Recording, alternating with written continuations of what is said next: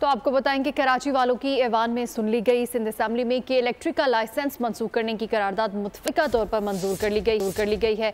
करारदाद में मौक़िफ़ इख्तियार किया गया है कि के इलेक्ट्रिक आवाम को बिला तातुल बिजली फ्राहम करने में नाकाम हो गया। कराची के शहरियों का मसला सिंध असेंबली पहुँच गया के इलेक्ट्रिक का लाइसेंस मनसूख किया जाए। सिंध असेंबली में करारदाद मंजूर। आज़ाद पार्लिमानी रुकन सज्जाद सोमरो ने के इलेक्ट्रिक का लाइसेंस मनसूख करने की करारदाद पेश की। वजीर पार्लिमानी उमूर ज़ियाउल हसन लंजार का कहना था कि के इलेक्ट्रिक से अवाम बहुत परेशान हैं। के इलेक्ट्रिक ने अवाम की शिकायत का अजाला नहीं किया। के इलेक्ट्रिक की ज्यादतियों के खिलाफ असेंबली कमेटी का इजलास होना चाहिए। अपोजिशन लीडर अली खुर्शीदी ने भी जल्द इजलास बुलाने की हिमायत कर दी। अरकान सिंध असेंबली ने कहा कि के इलेक्ट्रिक के मजालिम का गढ़ा भर चुका। कराची के शहरियों के खून चूसने वाले इदारे का कड़ा एहतसाब होना चाहिए।